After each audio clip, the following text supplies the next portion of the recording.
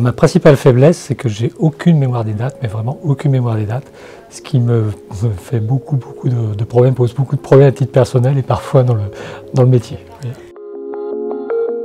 C'est de ne pas avoir la mémoire des dates, et en fait ce qui est un point fort de ce côté-là, puisqu'en fait je suis toujours tourné vers l'avenir et ça me permet en fait d'anticiper beaucoup les choses. Probablement la confiance. Voilà. Moi j'ai besoin d'avoir confiance et j'aime bien que les gens me fassent confiance.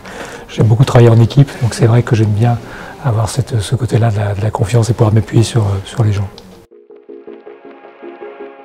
La parole politique, c'est-à-dire vraiment dans le sens les promesses n'engagent que ceux qui y croient, par exemple. Voilà, donc ça pour moi c'est le comble de la détestation, si je veux m'exprimer ainsi. Probablement, je vais dire une personne, j'hésite entre deux pour dire, mais Léonard de Vinci. Parce que je ne sais pas d'où il sortait celui-ci, mais il faisait tout, il savait pas, il savait faire, il était mécano, il était ingénieur. Je pense qu'il venait peut-être un petit peu du futur, parce que je pense qu'il a trop inventé de choses.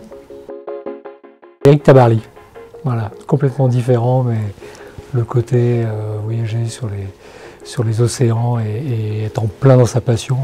Il en est mort, mais en plein dans sa passion, c'est vraiment un truc extraordinaire. Probablement le don d'ubiquité, pour être partout en même temps et pouvoir voir aussi probablement ce que les autres font, ça m'intéresserait beaucoup.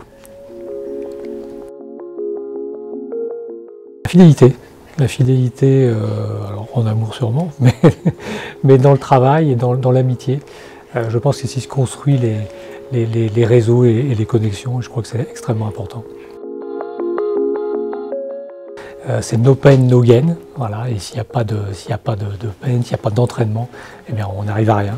Donc dans le travail c'est pareil. J'ai un regret, probablement, c'est de ne pas avoir créé une deuxième enseigne.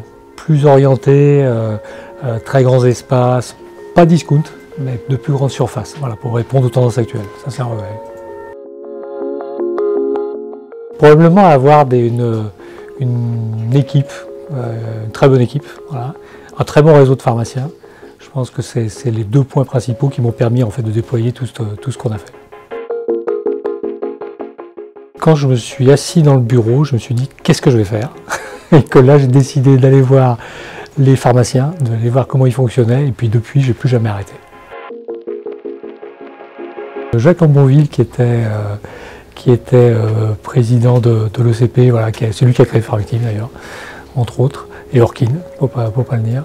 Voilà, quelqu'un qui avait toujours un coup d'avance et qui était toujours, voilà, quand il faisait réfléchir à quelque chose, il me disait mais pourquoi j'y ai pas pensé avant? Et c'est vrai qu'il était toujours là pour y penser. Deux choses en fait qui m'énervent le plus chez les pharmaciens.